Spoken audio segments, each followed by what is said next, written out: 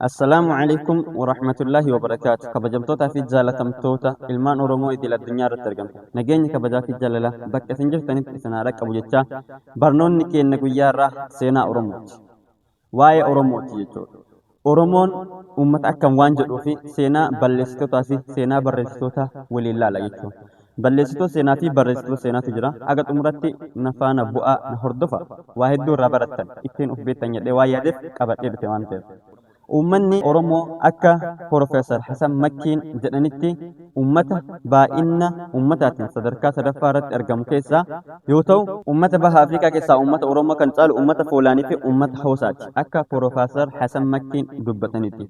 Uummanni kun uummata seenaa bareeda, uummata arjaa, uummata ammallee sirna ittiin bulmaata ammaan tan addunyaan dimokiraasii jettee haasoftu waggoota dheeraan duratti itti fayyadamaa turee fi uummata arjaa nama namummaadhaan kabajuuf namummaan jaalatu uummata ammallee gootummaa keessatti seenaa gurguddaa qabu.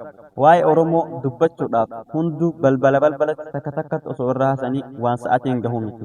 Sa'aatii keenyatti fayyadamuudhaaf gootummaan Oromoo maal akka ta'e akkasumallee arjummaan Oromoo maalidha? Baay'ina Oromoo irraa haasofna irraan tana waan ta'eef waa'ee seenaa Oromoo mataa irraa tolna malee hin geessinu jechuu haasofne. Hayyee balleessitoonni seenaa akka jedhanitti argamni uummata Oromoo eessa waan jedhu irraa yaada garaa garaa qaban. Eenyu balleessitoonni seenaa? Akkuma dura isinitti balleessitootaa fi barreessitoota seenaatu jira isiniin jedheera. Warroonni seenaa uummata Oromoo kana balleessuuf yookaan xureessuudhaaf yaadanii fi ammallee uummata Oromoo kana akka argamni isaa baha Afrikaa tana hin taanetti yookaan akka waan inni lammii biraa irraa dhufetti warroonni yaadanii jiru. Warroonni kun akka kiyyatti balleessitoota seenaa jedhamanii yaada waan ta'eef balleessitoota seenaa jedhee fayyadamee jechuudha. Isaan kun maal jedhan waa'ee uummata Oromoo irratti? Uummanni Oromoo argamni isaa ardii Eeshiyaa yoo ta'u, jidduu Chaayinaa fi Hindiitti argame.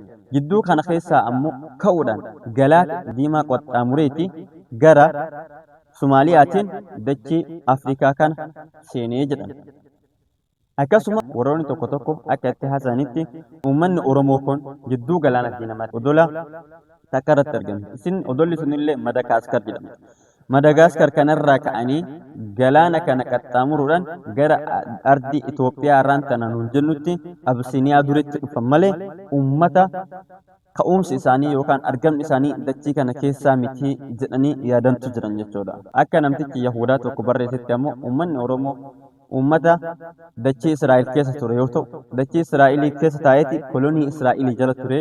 Yeroo Israa'el waraanaan cabsamtee gargar bittannooftetti Israa'el cabdetti jidduu Israa'elii ka'ee gara dachii Afrikaa tanatti as ta'ee jedhanii warra ibsantu jira jechuudha. Hayyee kana keessatti amma seenaa kana irratti akka abbaan seenaa beekamaa fi hayyuun Oromoo guddaan Sheek Bakrii Saaphalloo himanitti kitaaba isaanii Irsaalus Sawaariq ilaa Samaa'i Taarik ka jedhu keessatti maal jedhan? Uummanni Oromoo uummata baha Afrikaa keessaa uummata guddaa fi ammallee uummata jaarraa dheeraadhaaf as keessa jiraataa ture jedhan.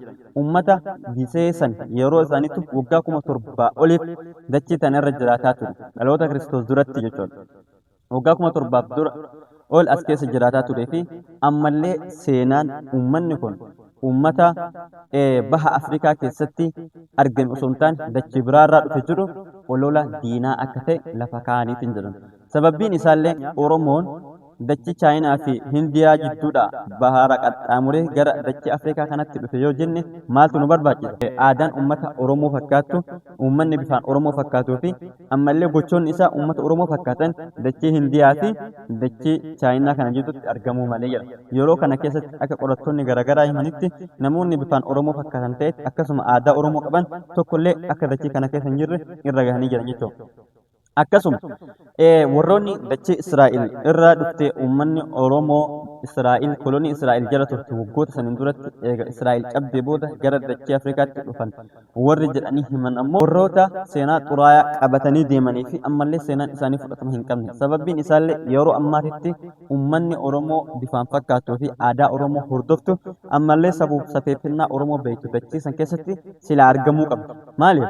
Osoo uummanni Oromoo ka'umsi isaa achirra ta'ee maaltu argama ree? Uummanni afaanillee Oromoo fakkaatu yookaan aadaan isaa aadaa Oromoo fakkaatuu fi akkasumallee bifti isaa bifa Oromoo fakkaatu dachee kana keessatti argamuu qaba waan ta'eef jechuudha. walumaa galatti uummanni Oromoo uummata kamiin duratti uummata dachee Absiniyaa lafa Absiniyaa jedhamtu sana keessa Absiniyaa durii Itoophiyaa ammaa tana keessa jiraataa turedha. Waggoota dheeraadhaaf jiraataa ture. Ammallee uummata seenaa bareeda qabudha.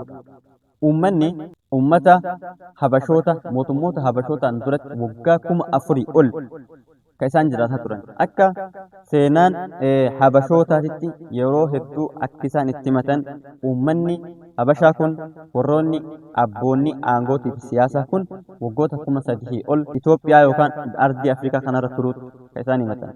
Garuu uummanni Oromoo waggaa 7,000 duratti dachee kana keessa jiraataa tureetiin jira.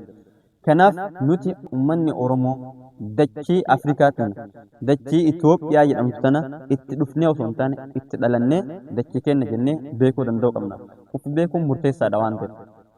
Uummanni Oromoo ilaalcha garaagaraatiin warroonni akka Oromoon alaa galetti ilaalan ilaalcha dogongoraa ta'uu hundi isaa hubachuu qaba. Seenaa qorachuu, seenaa beekuu fi seenaa hubachuu hundi keenya danda'uu qabna waan ta'eef jechuudha.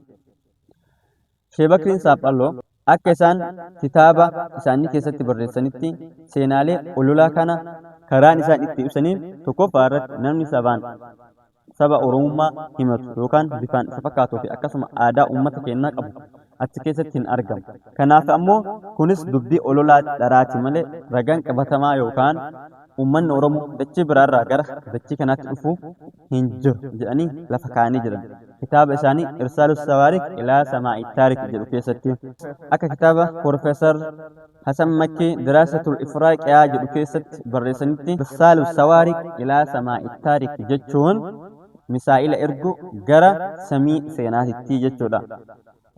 Seenaa Sheek Bakrii Saaphalloo hayyuu keenya beekamaa fi goota Oromoon qabduu fi akkasumallee beekaa Oromoon qabdu keessaa mataadha. Warroota kitaaba Oromoo barreessan ammallee Oromoof aarsaa kaffalan karaa beekumsaatiin keessaa nama hedduudha. Seenaa Sheek Bakrii Saaphalloo as keessatti dubbachuun nu hin gahu waan ta'eef seenaa isaanii qabatamaan irra geennee qabannee kan waliin ilaallu ta'a. Namni hayyoota keenya jaalatan, namni beektota keenya jaalatan, namni gootota keenya jaalatan, akkasuma namni Oromoo jaalatan. Oromoo jaallachuun of jaallachuu. Namni Oromoo ta'e tokko Oromoo jaallachuun of jaallachuu. Namni Oromoo ta'e tokko saba biraa jaallachuun ammoo nama jaallachuu. Nama jaallachuun ammoo namummaatti barbaachisaadha. Aadaa ofii beekuun, amantaa ofii beekuun, ka'umsa ofii beekuun, madda ofii beekuun barbaachisaadha. Nuti saba keenya hin jaallannaa. Aadaa keenya hin jaalanna. Bakka kamitti? Bakka shari'aa hin faallessinitti, bakka hadiisa Qur'aana walitti hin bu'initti hin jaalanna. Nuti akka Oromootti aadaa bareeda qabna. Aadaa wal gargaarsaa, aadaa gootummaa, aadaa arjummaa, aadaa nama namummaan kabajuu, aadaa dimokiraasii, aadaa sirna ittiin bulmaata hunda uummata beekuudha. Uummata hayyu nuti uummanni Oromoo kun waan ta'eef of beekuun barbaachisaadha. Isin wallaalinaa isiniin jedha. Warri na dhageeffataa turtan viidiyoo kana sabiskiraayib gochaa akkasuma laayik godhaa sheer illee gochuu hin dagatinaa isiniin jedha. Wal jabeessuun dirqama. Oromoon duraa arjaadha. Arjummaan keenya ga'a. Aannanuu buusee waliif kenna. Oromoon bishaan yoo gaafatan nyaata namaaf kenna. Aannan nama obaasa. Kanat keessatti ammoo sabiskiraayibii fi akkasuma laayikii wal dhoggachuun aadaa Oromootii miti jennaan sun aad maleedha. Assalaamu alaikum warahmatullahi wabarakatuh.